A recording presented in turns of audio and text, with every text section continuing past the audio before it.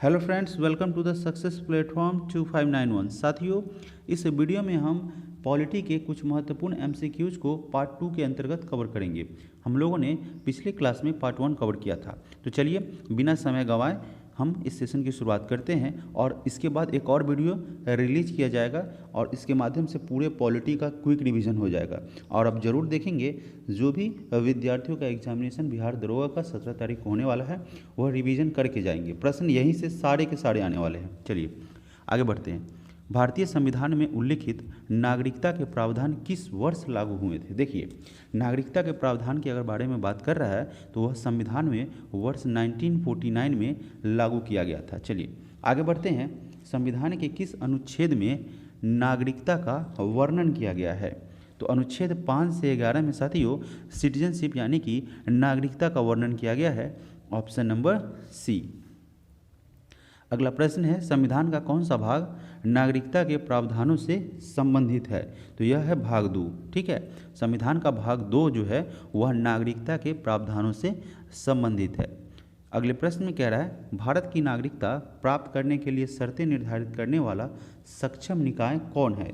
तो वह है संसद। ठीक है, भारतीय अगर नागरिकता को प्राप्त करने वाले जो नियम है, शर्तें हैं, वह निर्धारित करने वाला निकाय कौन है? संसद है। आगे बढ़ते हैं। नागरिकता निम्नलिखित में से किस विधियों के द्वारा प्राप्त की जा सकती है? तो वह जन्म के द्वारा। ठीक है, अगर बात करें तो जन्म के माध्यम से। ठीक है, उसके बाद अनुवांशिकता के द्वारा, फिर उसके बाद पंजीयन के द्वारा। ठीक है, अनुरोध के द्वारा नहीं मिलेगा, यानी कि देखिए ए बी सी कहाँ है? ऑप्शन नंबर बी में।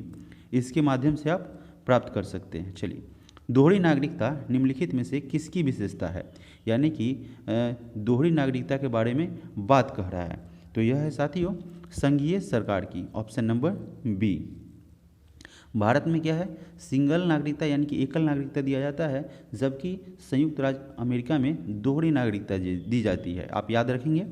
आगे कह रहा है कि 26 नवंबर 1949 को संविधान को अंगीकृत किए जाने के साथ संविधान के कौन से प्रावधान तुरंत लागू कर दिए गए? तो यह था साथियों, अब देखिए ऑप्शन में कह रहा है नागरिकता का प्रावधान, चुनाव संबंधी प्रावधान और अंतरिम संसद संबंधी प्रावधान। इन तीनों को साथियों जो ऑप्शन में दिया हुआ है वह 26 नवंबर 1949 को जब संविधान को अंगीकृत किया गया उसके बाद इस प्रावधान को तुरंत जो है उसे लागू कर दिया गया। किस देश में दोहरी नागरिकता यानी कि ड्यूल सिटीजनशिप की अगर बात करें तो यह सिद्धांत स्वीकार किया गया है? तो हमने अभी अभी किया है। यह साथियों संयुक्त राज्य अमेरिका में है दोहरी नागरिकता। आगे बढ़ते हैं। कोई व्यक्ति भारतीय नागरिक नहीं होगा। कब नहीं होगा? यदि वह, तो वह साथियों देखिए ऑप्शन में पढ़िए, अब विदेश में 5 वर्ष से अधिक रह रहा हो। ठीक है, कोई व्यक्ति भारतीय नागरिक नहीं होगा अगर वह विदेश में 5 वर्ष से अधिक रह रहा हो। ठीक है, विदेशी न्यायालय द्वारा दंडित किया गया या स्वेच्छा से किसी दूसरे देश की नागरिकता ग्रहण कर ले। देखिए, स्वेच्छा से अगर आप दूसरे देश की नागरिकता जब ग्रहण करते हैं तो यहाँ का नागरिकता स्वतः ही समाप्त हो जाता है। तो हमारा सी ऑप्शन क्या हो जाएगा? करेक्ट हो जाएगा। आगे पढ़ते हैं। राष्ट्रीय नागरिक रजिस्टर मसौदे यानी कि एनआरसी ड्राफ्ट की अगर बात करें तो राष्ट्रीय नागरिक रजिस्टर मसौदे का प्रथम संस्करण कब जारी किया गया? तो यह जो है आपको 31 दिसंबर 2017 को जारी किया गया था। राष्ट्रीय नागरिक रजिस्टर मसौदे का प्रथम संस्करण, फर्स्ट एडिशन। अगले प्रश्न में कह रहा है कि नागरिकता संशोधन विधेयक लोकसभा में सर्वप्रथम कब प्रस्तुत किया गया था?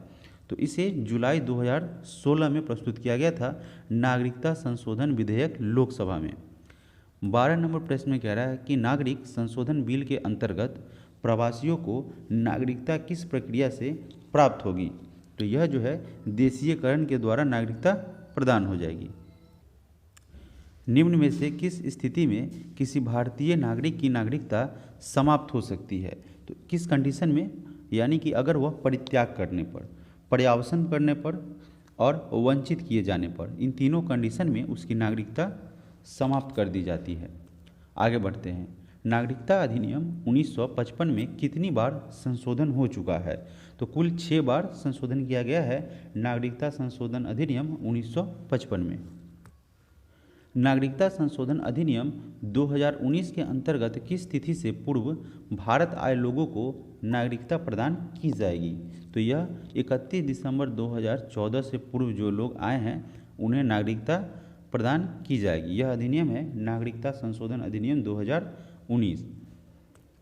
नागरिक संशोधन बिल 2019 लोकसभा में पास होने वाला कौन सा संशोधन बिल है? तो यह आपको 126वां है साथियों, ठीक है। नागरिक संशोधन बिल 2019 लोकसभा में पास होने वाला 126वां संशोधन बिल है। नागरिकता संशोधन अधिनियम 2019 के द्वारा किस देश के अल्पसंख्यकों को नागरिकता देने का निर्णय लिया गया है? तो यह है आपका अफगानिस्तान, बांग्लादेश और पाकिस्तान। यह किस संशोधन नागरिकता संशोधन अधिनियम 2019 के द्वारा। अगला प्रश्न है नागरिकता संशोधन अधिनियम 2019 में शरणार्थियों के लिए निवास अवधि की बाध्यता को 11 वर्ष से घटाकर कितने वर्ष करने का प्रावधान किया गया है?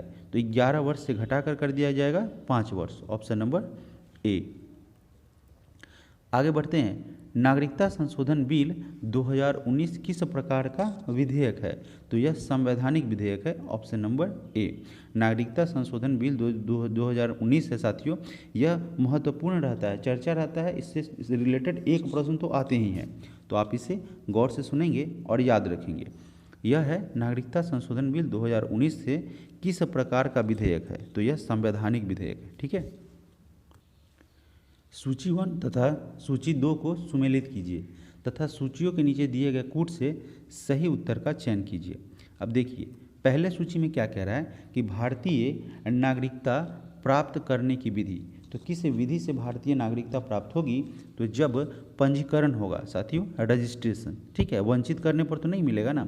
अब विधि के समक्ष समता तथा विधियों का समान संरक्षण के द्वारा नहीं मिलेगा, रजिस्ट्रेशन कराने से मिलेगा। तो ए का आपका थर्ड हो गया, ठीक है। बी नंबर में क्या कह रहा है कि भारतीय नागरिकता का अंत करने की विधि, यानी कि भारतीय नागरिकता अंत कब हो जाएगी? तो जब वंचित कर दिया जाएगा उसे। तो बी का साथियों क्या हो जाएगा? 1 हो जाएगा, ठीक है। और सी का मूल अधिकार की अगर बात कर रहा है तो मूल अधिकार विधि के समक्ष क्या देता है? हमें अधिकार देता है समता यानी कि समानता तथा विधियों का समान संरक्षण की। तो सी का हमारा क्या हो जाएगा? 2 हो जाएगा। अब देखिए ऐसा ऑप्शन कहाँ पे है? ए का 3, बी का 1 और सी का 2। सी का 2, ए का 3, बी का 1 और सी का 2। ये है ऑप्शन नंबर ए में, तो हमारा ए ऑप्शन करेक्ट हो जाएगा।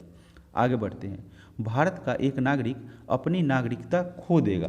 कब खो देगा? किस कंडीशन में साथियों? तो जब जो वह क्या करेगा? अब देखिए भारतीय नागरिकता का परित्याग करता है, तो ऐसी दशा में तो जाहिर सी बात है वह नागरिकता को तो खो ही देगा। तो ऑप्शन ए सही है, मतलब 1 नंबर ऑप्शन हमारा सही है। दूसरे नंबर में कह रहा है कि स्वेच्छा से किसी अन्य देश की नागरिकता प्राप्त करता है, तो ऐसी दशा में उसकी नागरिकता स्वयं ही समाप्त हो जाएगी। तो ये सही है। किसी अन्य देश का नागरिक से विवाह करता है, देखिए किसी अन्य देश के नागरिक से विवाह करने की स्थिति में नागरिकता समाप्त नहीं होगी, तो यह गलत है। सरकार की आलोचना करने पर नागरिकता नहीं खराब होता है, इसके लिए उन्हें विधि की प्रक्रिया के हिसाब से उन्हें दंडित किया जाता है, जो जरूरी हो या कार्यवाही की जाती है, तो इससे नागरिकता समाप्त नहीं होती है।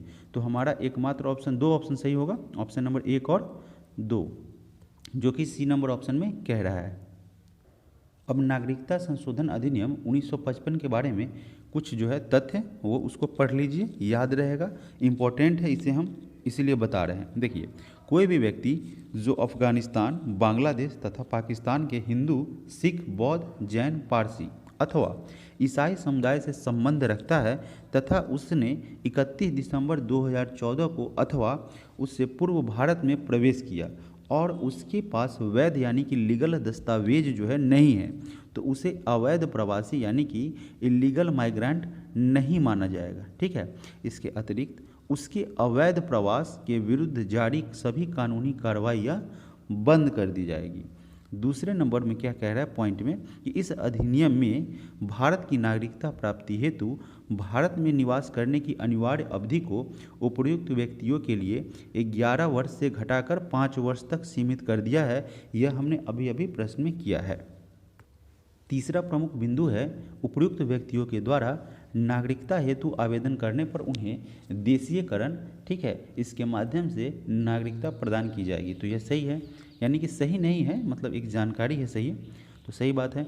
इस अधिनियम के प्रावधान असम, मेघालय, मिजोरम एवं त्रिपुरा के आदिवासी क्षेत्रों तथा बंगाल पूर्वी सीमांत विनियम 1873 के अंतर्गत अधिसूचित आंतरिक सीमा यानी कि इनर लाइन की अगर बात करें तो उसके अंतर्गत आने वाले क्षेत्रों के अवैध जो प्रवासी हैं उन पर लागू नहीं होंगे।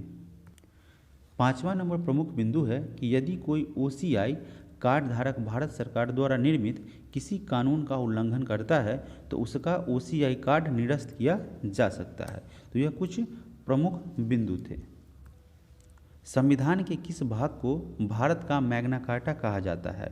तो यह है भाग 3। संविधान के भाग 3 को मैग्ना कार्टा कहा जाता है। डायरेक्टली प्रश्न पूछा जाता है। भारतीय संविधान में किस अनुच्छेद के अंतर्गत नागरिकों को मौलिक अधिकार प्रदान किए गए हैं? तो यह अनुच्छेद है 12 से 35। याद रखेंगे, फंडामेंटल राइट की अगर बात आएगी,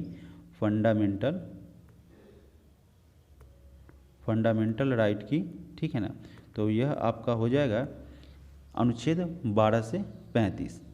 आगे कह रहा है कि मौलिक अधिकारों के निलंबन की अगर बात करें तो मौलिक अधिकार का निलंबन जो है वह इमरजेंसी केस में होता है, यानी कि आपातकालीन स्थितियों में निलंबित किए जा सकते हैं। Option number D.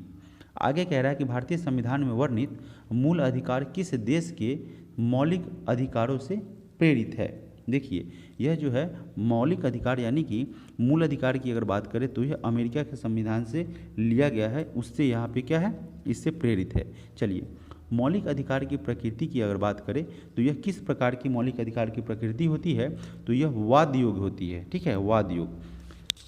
6ठे नंबर प्रश्न में कह रहा है कि मूल अधिकारों से संबंधित निम्नलिखित निर्णयों का सही कालानुक्रम सजाइए।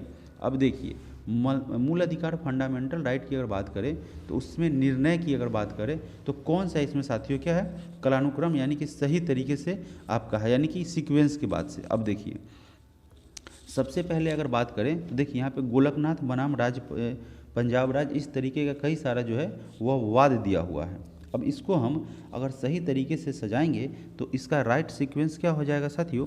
गौर करेंगे। देखिए, इसका सबसे पहले हो जाएगा LK गोपालन बनाम मद्रास राज्य, यानी कि 4 होगा, ठीक है।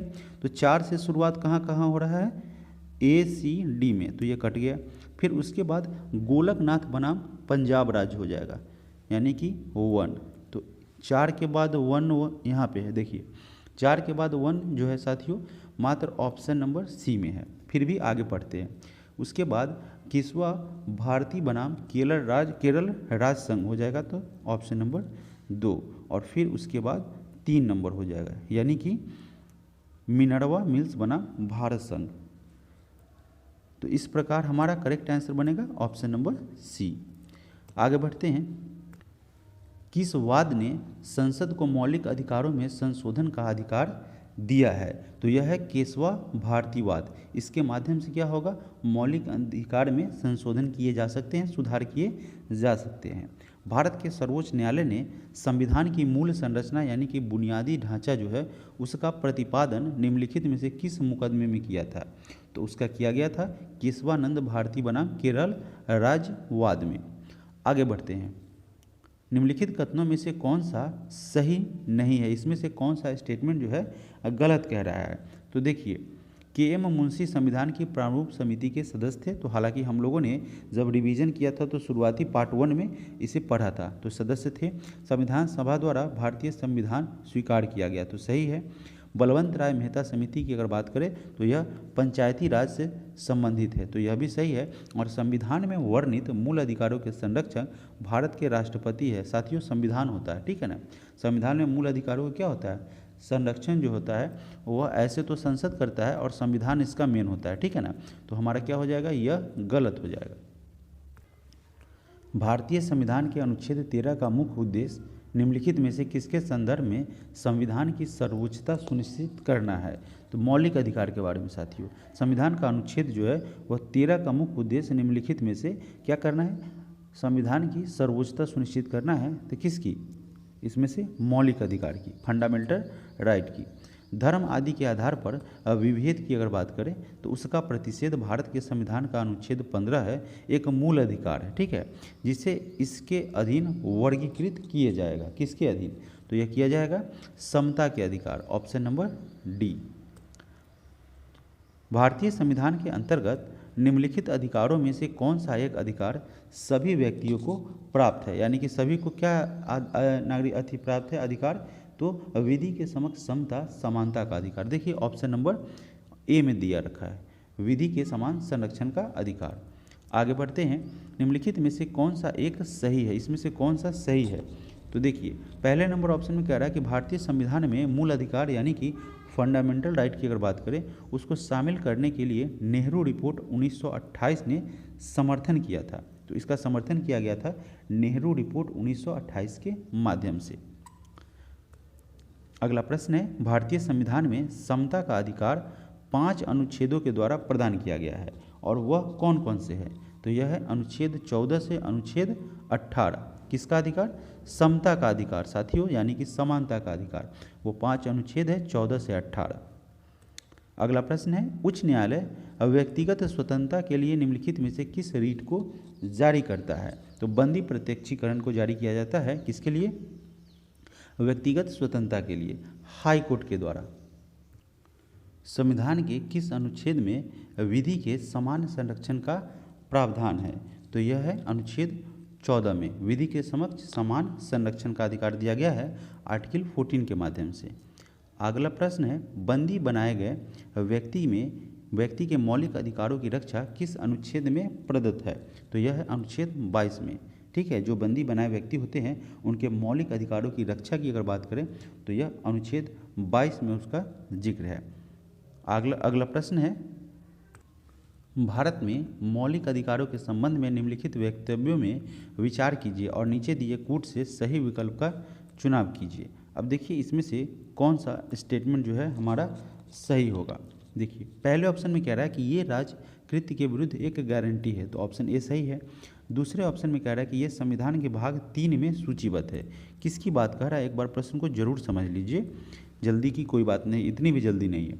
भारत में मौलिक अधिकार के संबंध में निम्नलिखित वक्तव्यों में विचार करना है और मौलिक अधिकारों के बारे में साथियों कुल मिला के अगर बात करें तो क्या सही है?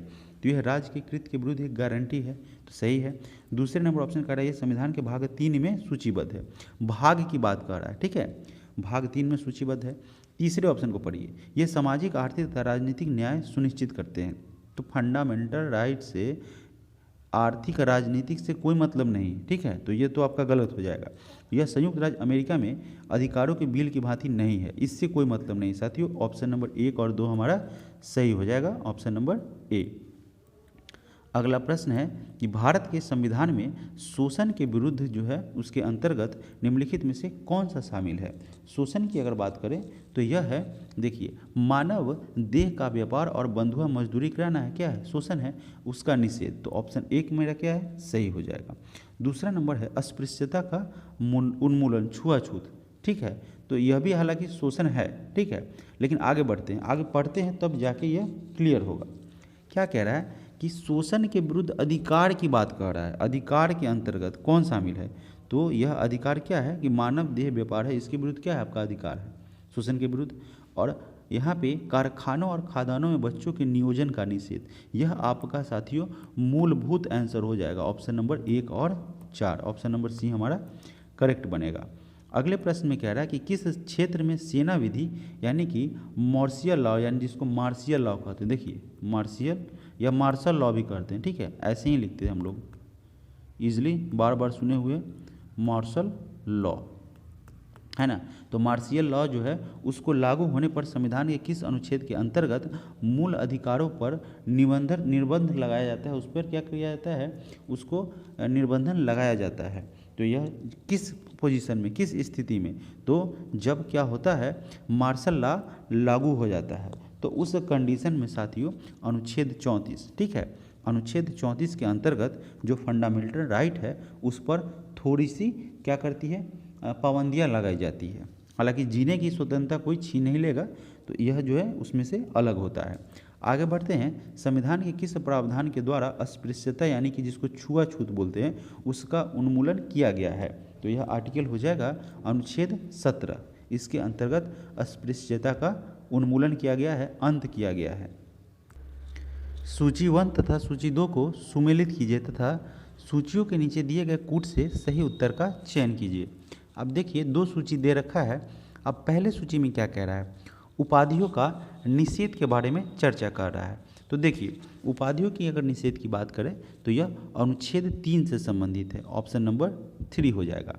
इसके अलावा धार्मिक मामलों के प्रबंध की स्वतंत्रता जो है वह अनुच्छेद 26 के माध्यम से प्राप्त होता है, तो 4 हो जाएगा बी का। सी नंबर में क्या कह रहा है? अल्पसंख्यकों की भाषा का संरक्षण। अल्पसंख्यकों की भाषा का संरक्षण की अगर बात करें तो अनुच्छेद 29 हो जाएगा, आर्टिकल 29 हो जाएगा। और इसके अलावा शिक्षा का अधिकार जो है वह अनुच्छेद 21 का क है। तो इस प्रकार से करेक्ट ऑप्शन को हम देखेंगे तो करेक्ट ऑप्शन हमारा ऑप्शन नंबर डी बनता है। आगे बढ़ते हैं, हाल ही में परिभाषित किया गया निजता का अधिकार। ठीक है, निजता की अगर बात करें तो वह अधिकार किस अनुच्छेद के अंतर्गत आता है? तो निजता का अधिकार जो है वह आर्टिकल 21 के अंतर्गत आता है। आगे बढ़ते हैं, भारतीय संविधान में स्वतंत्रता का अधिकार की अगर बात करें तो यह किस अनुच्छेद में वर्णित है? तो आपने अभी अभी कुछ प्रश्नों पहले पढ़ा था, अनुच्छेद 19 से अनुच्छेद 22 तक जो है वह स्वतंत्रता का अधिकार का वर्णन इसी के अंतर्गत किया गया है। अगला प्रश्न है, निम्नलिखित में से किस अनुच्छेद में वर्णित मूल अधिकारों को राष्ट्रपति के द्वारा निलंबित किया जा सकता है? तो इसे जो है अनुच्छेद 19 को, आर्टिकल 19 को जो है वह आपातकाल की स्थिति में क्या किया जा सकता है? निलंबित किया जा सकता है राष्ट्रपति के द्वारा। भारतीय संविधान के किस अनुच्छेद में भाषण एवं अभिव्यक्ति की स्वतंत्रता का प्रावधान है? तो आर्टिकल 19 की अगर बात करें, अनुच्छेद 19 में जो है भारतीय संविधान के अनुच्छेद 19 में भाषण एवं अभिव्यक्ति की स्वतंत्रता का प्रावधान किया गया है। भारतीय संविधान का कौन सा अनुच्छेद व्यक्ति के विदेश यात्रा के अधिकार को संरक्षण प्रदान करता है? तो यह है अनुच्छेद आर्टिकल 21। भारतीय संविधान का आर्टिकल 21 जो है अनुच्छेद व्यक्ति के विदेश यात्रा के अधिकार को संरक्षण प्रदान करता है। उच्चतम न्यायालय की व्यवस्था के अनुसार निजी भवनों के ऊपर राष्ट्रीय झंडे को फहराना इसके अंतर्गत किस नागरिक का मौलिक अधिकार है? संविधान के किस आर्टिकल के तहत जो है आप अपने निजी भवन पर जो है राष्ट्रीय तिरंगे को, राष्ट्रीय झंडे को फहरा सकते हैं और यह आपका निजी अधिकार होगा। तो यह जो है आर्टिकल संविधान के अनुच्छेद 19(1) क के तहत आपको यह किसी भी नागरिक को यह अधिकार प्रदान किया गया है कि आप अपने निजी भवन पर साथियों क्या करेंगे? झंडा को लहरा सकेंगे और यह आपका मौलिक अधिकार होगा। आगे बढ़ते हैं, भारतीय गणराज्य के संविधान का कौन सा अनुच्छेद जो है वह व्यक्ति के प्राण एवं दैहिक स्वतंत्रता के संरक्षण से संबंधित है? तो यह है आपका आर्टिकल 21। अनुच्छेद 21 जो है वह दैहिक प्राण एवं स्वतंत्रता से संबंधित है। भारत में अस्पृश्यता यानी कि छुआछूत की अगर बात करें उसका निवारण निम्न में से किस उपायों के द्वारा किया गया है? तो इसे दूर करने के लिए साथियों इसका सबसे पहले तो जिक्र 17 में किया गया है। चलिए, लेकिन आगे क्या कह रहा है? कानून बनाकर, शिक्षा की उन्नति द्वारा, जन जागरण के द्वारा, नौकरियों में प्रवेश दिलाकर। हालांकि अगर आप गौर करेंगे तो सारे के सारे माध्यम है, ठीक है। यहाँ पे चौथा अगर बात कर रहा है वो नहीं लिया गया है, लेकिन चूँकि हमको आंसर तक पहुँचना है और सही सटीक आंसर देना है। अब व्यावहारिक और जो है भावना के आधार पर इस आंसर को नहीं करना है, लेकिन यह नौकरी में जो प्रवेश दिलाया गया है रिजर्वेशन, इससे भी छुआछूत बहुत हद तक दूर हुआ है। तो भावनात्मक आंसर नहीं है, सही आंसर हो जाएगा कानून बनाकर, लॉ बनाया गया इसके लिए। शिक्षा यानी एजुकेशन के माध्यम से डेवलपमेंट हुआ, इससे भी अस्पृश्यता, लोगों में जागरूकता बढ़ी, नॉलेज बढ़े, तो इससे भी उन्मूलन हुआ। लोगों को जागरूक करके जन जागरण के माध्यम से नौकरियों में प्रवेश दिलाकर, अगर ऐसा है तो ये गलत है। फिर भी चूँकि अगर आप देखेंगे तो सच में अगर नौकरियों में प्रवेश मिली तो सभी जगह आपको मिल जाएंगे, और यहाँ से क्या हुआ? अस्पृश्यता का अंत करने में ये भी फैक्टर साबित रहा है। लेकिन हमारा करेक्ट आंसर क्या हो जाएगा? Option number A. अगले प्रश्न में है, संपत्ति के मौलिक अधिकार को कब समाप्त किया गया? तो संपत्ति का जो मौलिक अधिकार है साथियों, उसे 44वें संविधान संशोधन 1978 के द्वारा उसका अंत किया गया, समाप्त किया गया। अगला प्रश्न है, भारतीय संविधान के द्वारा प्रदत्त निम्न में से कौन सा अधिकार गैर नागरिकों को भी उपलब्ध है? तो यह है संवैधानिक निराकरण का अधिकार, जो कि गैर नागरिक यानी कि भारत के अलावा अन्य देश के नागरिक है, उन्हें भी यह अधिकार प्राप्त है। निम्नलिखित में से कौन सा मूल अधिकार भारतीय संविधान में गैर नागरिकों को नहीं दिया गया है? तो नहीं दिया गया है सूचना का अधिकार, यह गैर नागरिकों को प्राप्त नहीं है। लेकिन देश के किसी के भाग में बसने का अधिकार उन्हें है। लिंग समानता का अधिकार है, शोषण के विरुद्ध है अधिकार उन्हें प्राप्त, लेकिन सूचना का अधिकार गैर भारतीय नागरिक को नहीं दिया गया है। तो ऑप्शन सी हमारा करेक्ट आंसर होगा। इस पे ध्यान नहीं देना है, ठीक है, इस पे ध्यान नहीं देना है। आगे क्या कह रहा है, निम्नलिखित में से कौन सा कृत्य जो है वह संविधान के अनुच्छेद 21 के दायरे में नहीं आता है? यानी कि अनुच्छेद 21 के अंतर्गत उसका जो कंडीशन है उस दायरे में पूछ रहा है कि नहीं आता है, तो यह है मृत्युदंड। जबकि एक चिकित्सक के द्वारा घायल को चिकित्सीय सहायता प्रदान करना अनुच्छेद 21 में आता है। कार्यस्थल पर महिलाओं को लैंगिक उत्पीड़न संबंधित जो भी है उसका निवारण आता है। पानी की गुणवत्ता को दूषित करना, ठीक है, अगर दूषित किया जाता है तो वह अनुच्छेद जो है वह 21 में शामिल किया जाता है। आप इसके खिलाफ क्या होता है, सजा का प्रावधान है, कानूनी कार्रवाई है। लेकिन अगर बात करें साथियों तो मृत्युदंड इसमें सम्मिलित नहीं है, तो ऑप्शन डी हमारा करेक्ट आंसर हो जाएगा।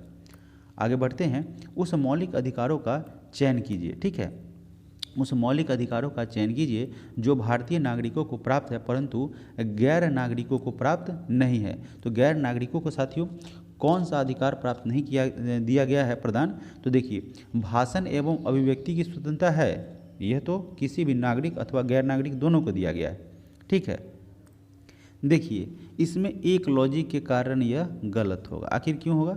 अभिव्यक्ति की स्वतंत्रता यहाँ दिया हुआ है, ठीक है, स्पीच दे सकता है, भड़काऊ भाषण नहीं दे सकता है, तो इसको हम गलत मानेंगे। और विधि के समक्ष, कानून के समक्ष समता चाहिए, समानता चाहिए, तो यह उसे प्राप्त है।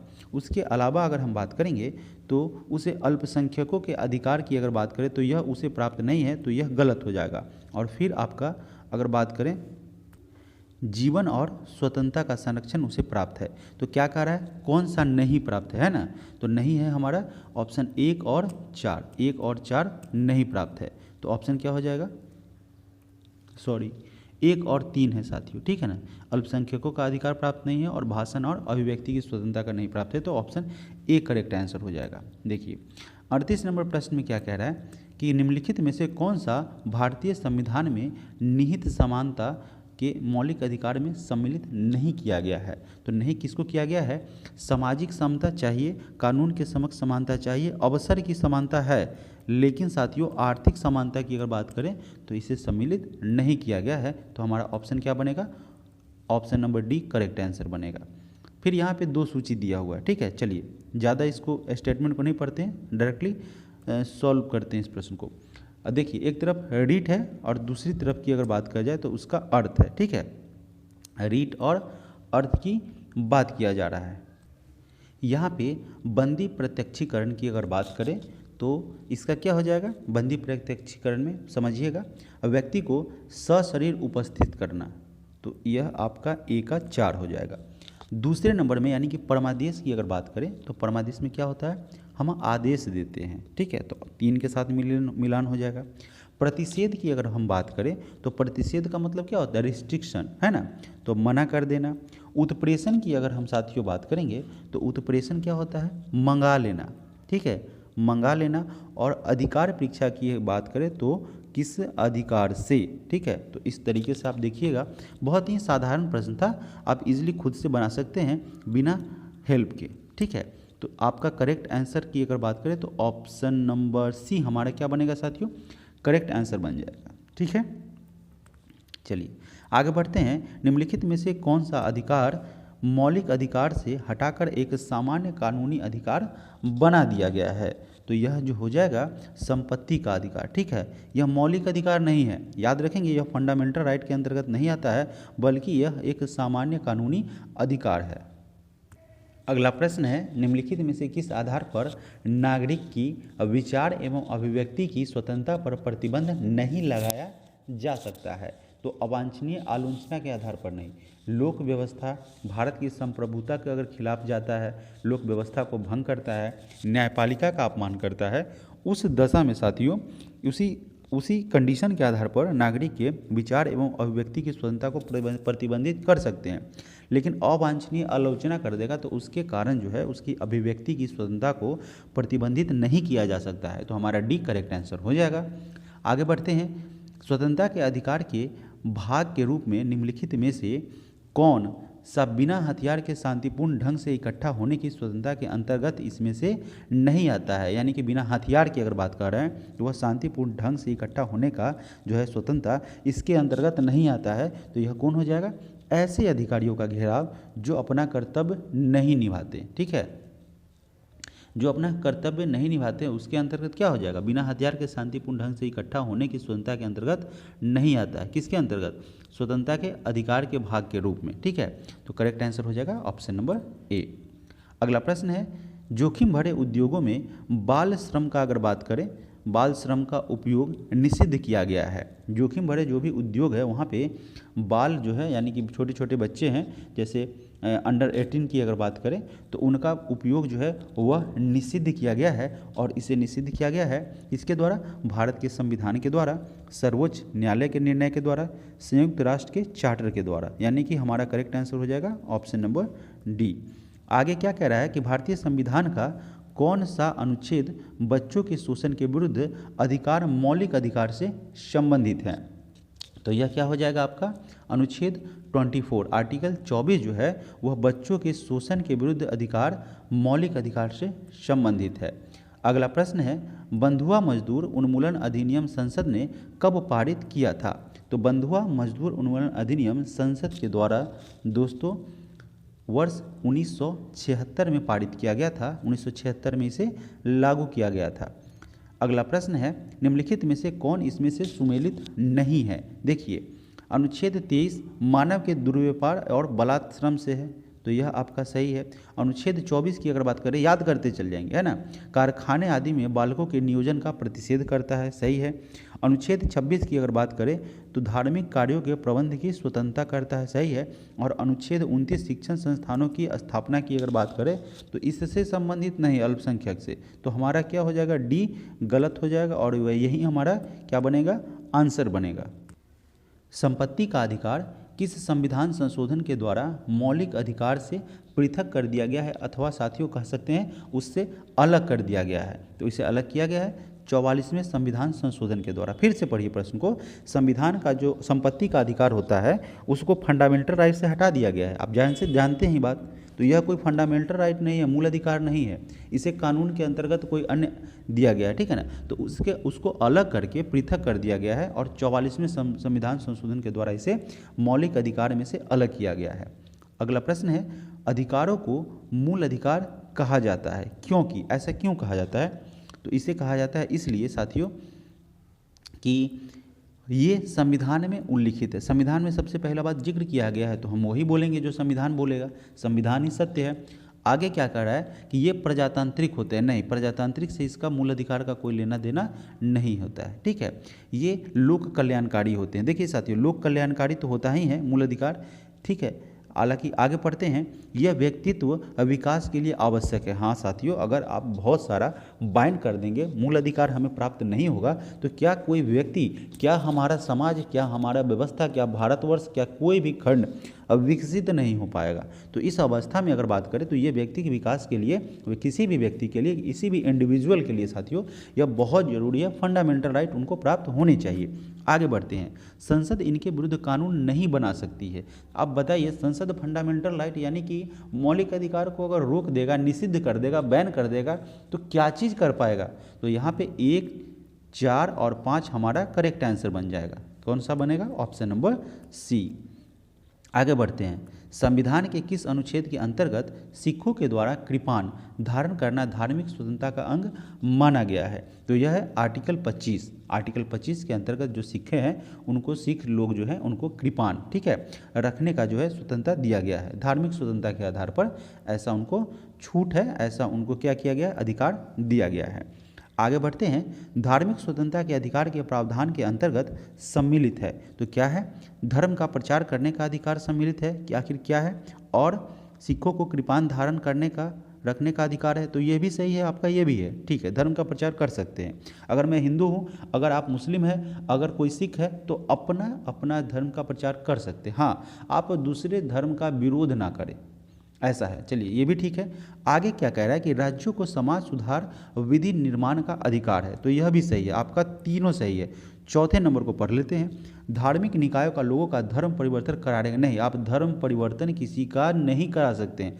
आप अपने धर्म का प्रचार कीजिए, अगर कोई आपके धर्म से मोटिवेट होकर उसको अच्छा लगेगा यह धर्म, तो उसमें सम्मिलित हो सकता है, ये सही है। लेकिन आप धर्म परिवर्तन कराने का अधिकार आपके पास नहीं है। कोई व्यक्ति अगर मैं स्वेच्छा से अपना धर्म चेंज कर लूँ तो उसके लिए कोई दिक्कत नहीं, लेकिन आप धर्म उसका चेंज करवाने के लिए जो है वैसा जो है अधिकार नहीं दिया गया है। तो बनेगा आपका option number A correct answer.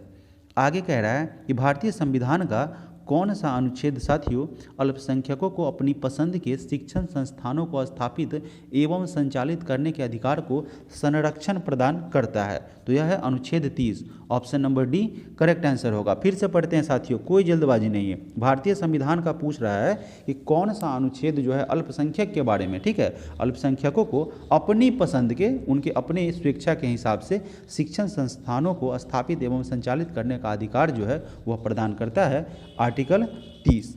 चलिए अगला प्रश्न है कि भारत में रहने वाला ब्रिटिश नागरिक दावा नहीं कर सकता है, किसके लिए दावा नहीं करेगा?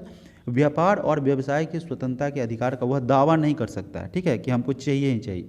तो यह आपका ऑप्शन नंबर ए साथियों क्या हो जाएगा? करेक्ट।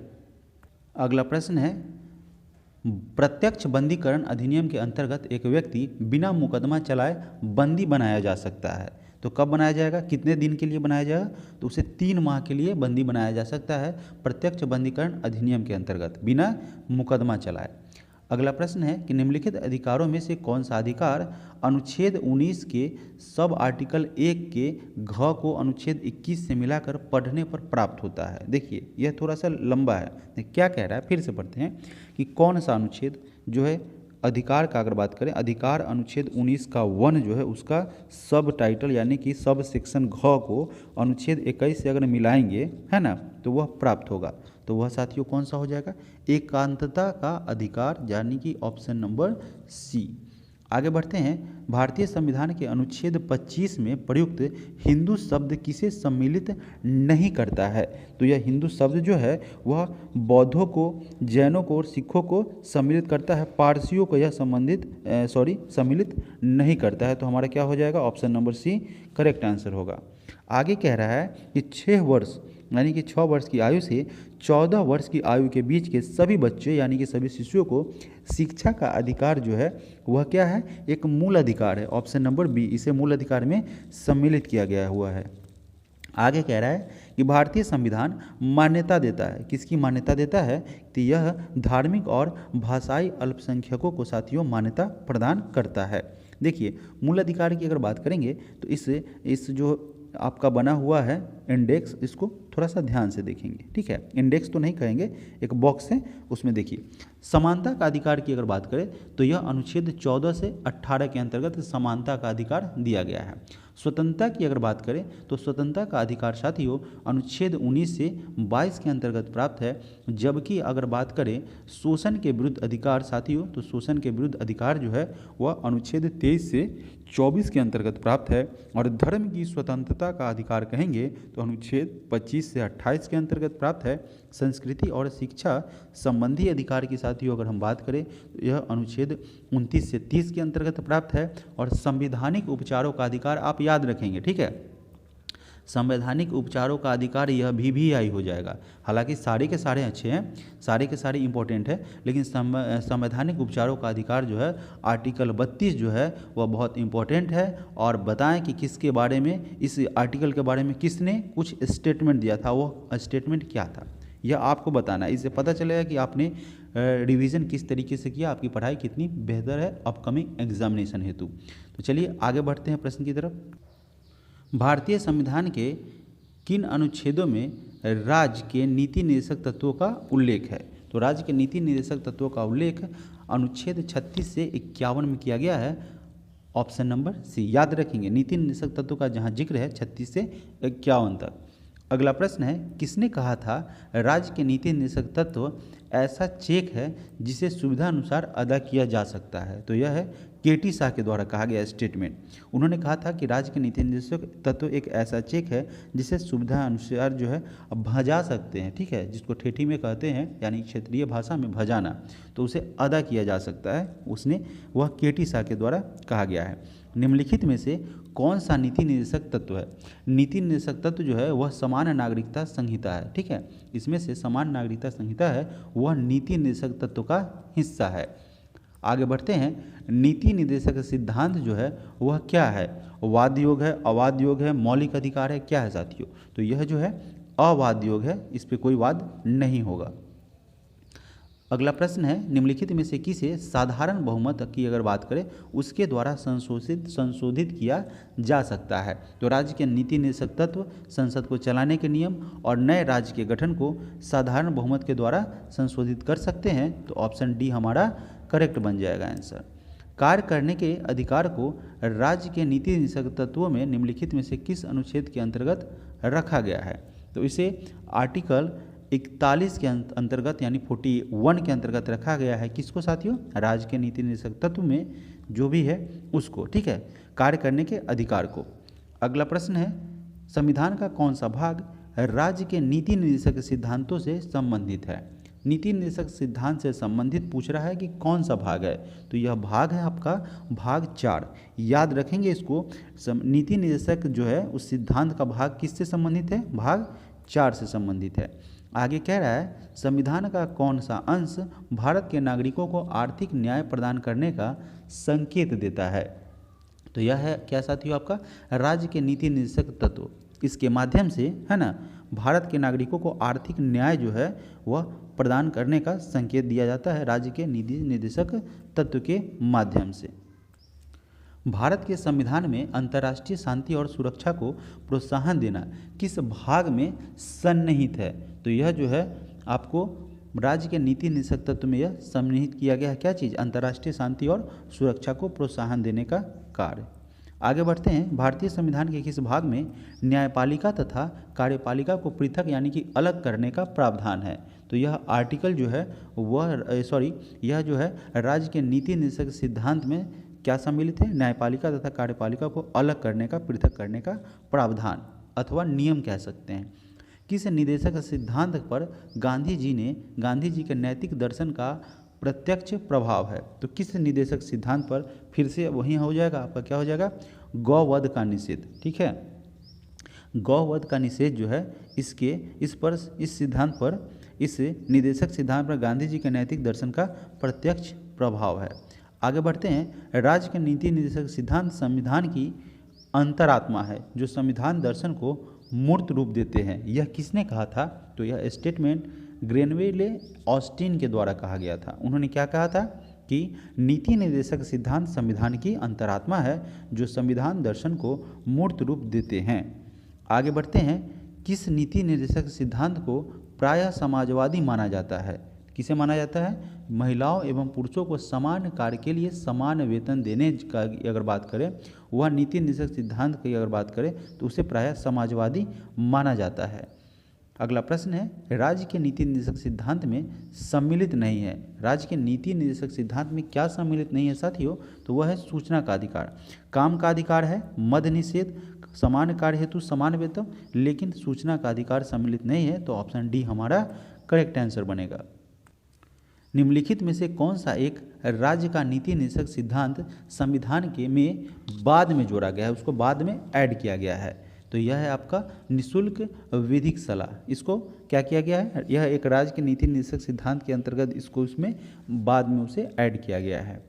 आगे बढ़ते हैं, राज्य के नीति निर्देशक सिद्धांत किस प्रकार मौलिक अधिकार से भिन्न है? तो वह जो है राज्य के नीति निर्देशक सिद्धांत न्यायालय के द्वारा परिवर्तनीय नहीं है, जबकि मूल अधिकार जो है उसमें चेंज किया जा सकता है और इसमें नीति निर्देशक में परिवर्तन नहीं किया जा सकता, यानी कि परिवर्तनीय नहीं है।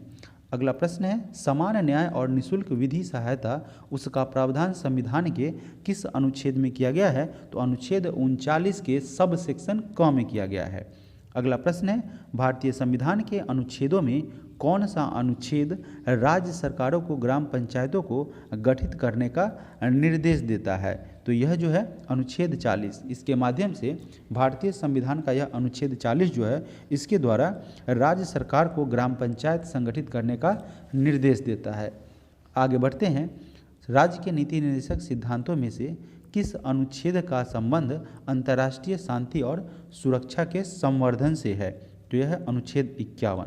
ठीक है, अनुच्छेद 51 की अगर हम बात करेंगे तो राज्य के नीति निर्देशक सिद्धांत जो है में से इस अनुच्छेद 51 का संबंध अंतर्राष्ट्रीय इंटरनेशनल पीस की अगर बात करें और यहाँ पे सुरक्षा की अगर बात करें तो अंतर्राष्ट्रीय शांति और सुरक्षा से संबंधित है आर्टिकल 51। अगला प्रश्न है कि राज्य के नीति निर्देशक सिद्धांत की अगर बात करें तो इस राज्य के नीति निर्देशक सिद्धांत को भारतीय संविधान में शामिल किए जाने का क्या उद्देश्य है? तो इसका उद्देश्य क्या है? सामाजिक और आर्थिक प्रजातंत्र को स्थापित करना।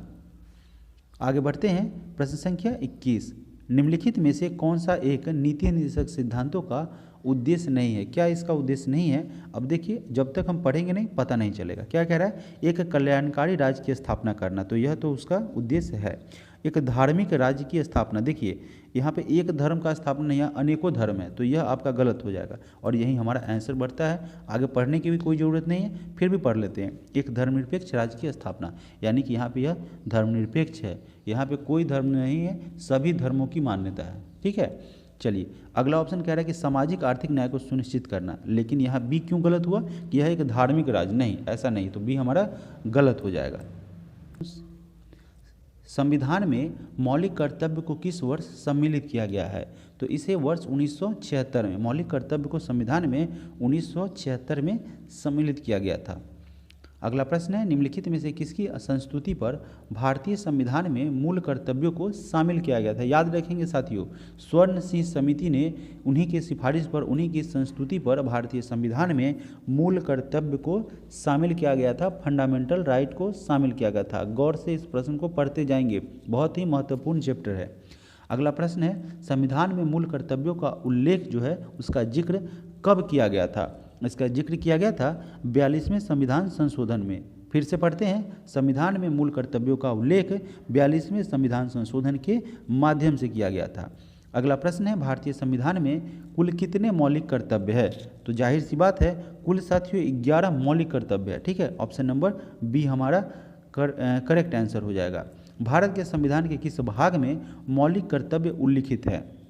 तो भाग साथियों 4A। ठीक है, इसे याद रखेंगे, प्रश्न पूछा जाता है डायरेक्टली और वहीं से आपका नंबर गेन होता है। संविधान के भाग 4 में मौलिक कर्तव्य की अगर बात करें तो मौलिक कर्तव्य उल्लिखित है। अगला प्रश्न है कि निम्नलिखित युग्मों में से कौन सा एक सुमेलित नहीं है, यानी कि आपका सही सुमेलित नहीं है, गलत है। अब देखिए पढ़ते हैं, भाग 2 जो है यानी कि भाग 2 की अगर बात करें वह नागरिकता से सही है। भाग 3 मूलाधिकार, अभी थोड़े से पहले प्रश्न में हम लोग पढ़ा था। भाग 4 की है बात तो वह राज्य के नीति निर्देशक से है। और साथियों अगर हम चौथे नंबर को देखें तो भाग 5 मूल कर्तव्य कहाँ से आ जाएगा? तो यह डी हो जाएगा, ऑप्शन नंबर गलत। अगला प्रश्न है, भारत की प्रभुता, एकता और अखंडता की रक्षा करे और उसे अक्षुण्ण रखे, यह उपबंध कहाँ किया गया है? तो इसका उपबंध मूल कर्तव्य में, फंडामेंटल राइट में किया गया है, ऑप्शन नंबर डी। निम्नलिखित में से कौन सा एक मौलिक कर्तव्य नहीं है? इसमें से मौलिक कर्तव्य क्या है नहीं साथियों? तो राष्ट्रगान का सम्मान करना मौलिक कर्तव्य है, राष्ट्रीय महत्व के स्थानों और स्मारकों की रक्षा करना। अब देखिए मौलिक कर्तव्य इसमें से ये है कि नहीं? राष्ट्रीय महत्व के स्थान और स्मारक की रक्षा करना मौलिक कर्तव्य है कि नहीं है, आपको यह बताना है। तो यह भी साथियों वैसे तो है ही है, लेकिन आगे पढ़ते हैं, प्राकृतिक वातावरण का संरक्षण और सुधार करना, तो यह आपका सही है, दायित्व बनता है, क्योंकि आप पर्यावरण को गंदा नहीं करेंगे और मेंटेन रखेंगे। तो राष्ट्रीय संपत्ति का बचाव करना यह सही है। लेकिन अब देखिए, अब यहाँ पे आंसर आपका निकल के आया कि बी गलत है। राष्ट्रीय महत्व के स्थानों और स्मारकों की रक्षा करना यह हमारा मौलिक कर्तव्य नहीं है। हाँ, हम उसको क्या करेंगे, उसको नुकसान नहीं पहुँचाएंगे। तो यह बी हमारा क्या बनेगा? एकमात्र ऑप्शन बनेगा, ऑप्शन नंबर बी, जो गलत है और हमारा सही आंसर बनेगा। अगला प्रश्न है, निम्नलिखित में से भारतीय संविधान के द्वारा प्रदत्त नागरिकों के मूल अधिकारों में कौन सा कथन सम्मिलित है? तो देखिए प्रश्न को अगर आप पढ़ रहे हैं देखिए आपको डायरेक्टली यहाँ पे आंसर तक पहुँचने में मदद मिलेगा। आखिर कह क्या रहा है, तो कह रहा है कि मिश्रित संस्कृति की समृद्ध विरासत की रक्षा करना। ठीक है, किसमें? भारतीय संविधान के द्वारा प्रदत्त नागरिकों के मूल कर्तव्य है, अधिकार नहीं है, ये कर्तव्य है, आपका ड्यूटीज बनता है। ठीक है, उस मूल कर्तव्यों में है कि मिश्रित संस्कृति की समृद्ध विरासत है उसकी रक्षा करना। इसके अलावा वैज्ञानिक मनोदशा और खोज की भावना का विकास करना, यह हमारा फंडामेंटल ड्यूटीज है। तो ऑप्शन 3 हमारा यहाँ से सही हो जाएगा। देखिए उसके बाद चौथे नंबर ऑप्शन में क्या कह रहा है कि व्यक्ति और सामूहिक कार्यकलापों के सभी क्षेत्रों में उत्कृष्टता के लिए प्रयत्न करना। तो 1, 3 और 4 हमारा सारा का सारा क्या होगा, करेक्ट आंसर होगा, यानी कि ऑप्शन नंबर सी। अगला प्रश्न है कि भारतीय संविधान के अंतर्गत निम्नलिखित में से कौन सा मूल कर्तव्य नहीं है। अगर मूल कर्तव्य की अगर बात करें तो देखिए पहले नंबर ऑप्शन की अगर हम पढ़ेंगे तो वहीं से पता चलेगा, लोक चुनाव में मतदान करना। तो आप बताइए क्या यह मूल कर्तव्य है? वोट देना आपका अधिकार है, ये तो सही बात है, लेकिन आपका यह क्या है, कर्तव्य है क्या? तो यहाँ से तो ये गलत हो गया। वैज्ञानिक प्रवृत्ति विकसित करना तो कर्तव्य हो सकता है। ठीक है, यह आपका करेक्ट आंसर हो सकता है। सार्वजनिक संपत्ति की सुरक्षा करने की अगर बात करें तो वह मूल कर्तव्य है, आप सार्वजनिक संपत्ति की रक्षा जरूर करें। ऑप्शन नंबर डी में कह रहा है कि संविधान के प्रति निष्ठावान रहना, यह सही है, और उसके आदर्शों का सम्मान करना सही है। तो हमारा गलत ऑप्शन कौन सा था, लोक चुनावों में मतदान करना। ठीक है, तो हमारा मूल कर्तव्य नहीं है, हालांकि मतदान करना है, यह बनता है, अधिकार है आपका, लेकिन यह मूल कर्तव्य में शामिल नहीं है। तो आगे बढ़ते हैं, हमारा गलत कौन सा आंसर हो जाएगा, ऑप्शन नंबर ए, और वही हमारा करेक्ट आंसर बनेगा। 11 नंबर प्रश्न में क्या कह रहा है कि निम्नलिखित में से कौन सा तत्व भारतीय संविधान के भाग 4A मूल कर्तव्य में वर्णित नहीं है, यानी कौन सा इसमें वर्णित नहीं है साथियों? तो यह है अपने माता पिता और गुरुओं का आदर करना। देखिए यह तो आपका क्या है, धर्म है, संस्कार है साथियों, फर्ज है ना, एक व्यक्तित्व का निखार होता है इन सभी के माध्यम से। तो पूछा गया है कि भारतीय संविधान के भाग 4 में मूल कर्तव्य में वर्णित नहीं, तो ये तो वर्णित नहीं ना है। राष्ट्रीय ध्वज का आदर करना, भारत के सभी लोगों के मध्य भाईचारे का भाव विकसित करना, हमारी समग्र संस्कृति की मूल्यवान धरोहर की रक्षा करना। अब संविधान ये सिखाएगा कि आप अपने माता पिता का आदर करें, यह तो अपना कॉमन सेंस है, अपना व्यक्तित्व है, अपना आचरण है, अपना जो है क्या करते हैं, अपना जो है एक फर्ज होता है, धर्म होता है, सबसे बड़ा तो धर्म होता है ना। तो अपना धर्म है अपने माता पिता, अपने बड़े बुजुर्ग की आदर करना। ऐसा नहीं है, अब संविधान भी आपको ये सब नहीं सिखाएगा। संविधान आपको भोजन करने को नहीं सिखाएगा, संविधान आपको पढ़ने को नहीं सिखाएगा, आपको खुद करना पड़ेगा। तो इसको इसमें सम्मिलित नहीं किया गया है। आगे बढ़ते हैं, एक नागरिक के मूल कर्तव्यों में निम्नलिखित में से कौन सा कर्तव्य जो है इसमें सम्मिलित नहीं है? तो क्या चीज़ सम्मिलित नहीं है दोस्तों? देखिए प्राकृतिक पर्यावरण की रक्षा और उसका संवर्धन करना, तो ये है, अभी हमने जिक्र किया था। स्वतंत्रता के लिए हमारे राष्ट्रीय आंदोलन को प्रेरित करने वाले उच्च आदर्शों को संजोए रखें और उनका पालन करें। अब बताइए यह सही है कि नहीं है? बिल्कुल सही है। जिन्होंने स्वतंत्रता हमारे राष्ट्रीय आंदोलन को प्रेरित किया था, उनके जो भी आदर्श हैं उनको संजोए रखने, उनका पालन करना हमारा क्या है, कर्तव्य है। चलिए, अस्पृश्यता मिटाने की ओर प्रयास करना है, हालांकि ये भी है, ठीक है। तो अपने भावनात्मक हिसाब से हम इसका आंसर नहीं कर सकते हैं, सबसे पहली बात ये भी है। वैज्ञानिक दृष्टिकोण, मानववाद और ज्ञानार्जन तथा सुधार की भावना का विकास करना। तो कुल मिला के हमारा ABD करेक्ट बनेगा, सी क्या है वह गलत हो जाएगा, ठीक है। मूल कर्तव्य में इसे शामिल नहीं किया गया है, भावनात्मक आंसर नहीं है। जो प्रश्न है उसी के अनुसार से अगर हम आंसर करेंगे। पॉलिटी में क्या होता है, जब इस तरीके का आंसर आता है, अगर आप तथ्यों को सही तरीके से नहीं समझे हैं, सही तरीके से पढ़े नहीं हैं, तो भावनात्मक आंसर, जिसको तुक्का कहा जाता है साथियों, जो तुक्का लगा देते कि नहीं ऐसा नहीं ऐसा होगा, तो भाई साहब यहाँ अस्पृश्यता मिटाना है, अस्पृश्यता नहीं होना चाहिए, लेकिन वो मौलिक अधिकार, मूल कर्तव्य में फंडामेंटल ड्यूटीज थोड़ी ना है। तो यहाँ से क्या हो जाएगा, गलत हो जाएगा।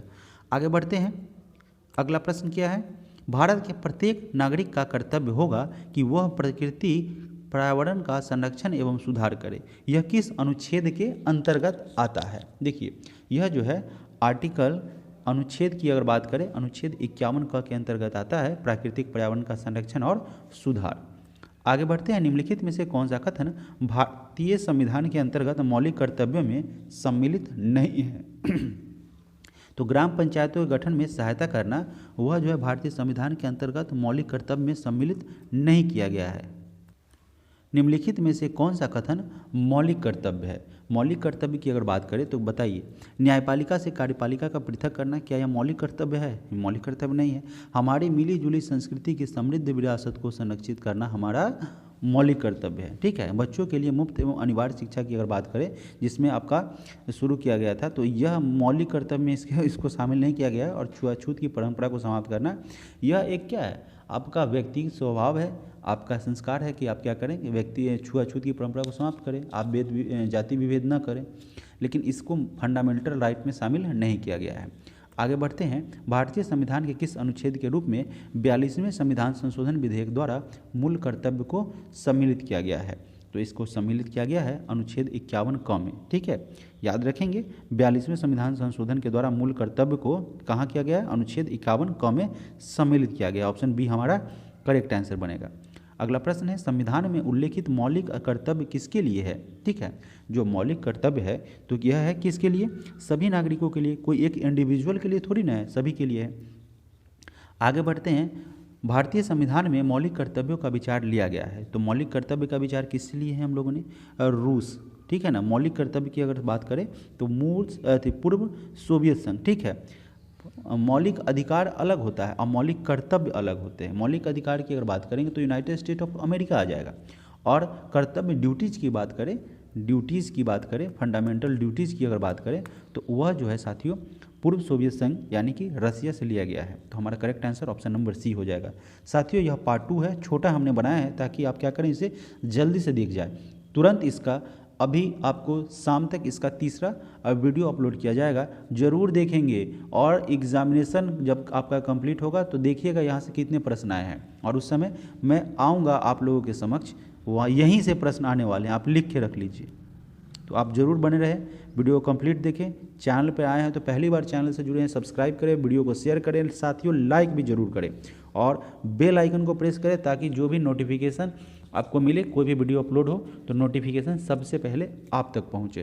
तो बने रहेंगे इस चैनल पर, कंटिन्यू ट्यून रहेंगे।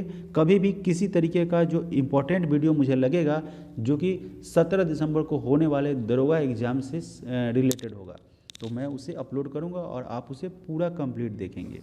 Thank you so much.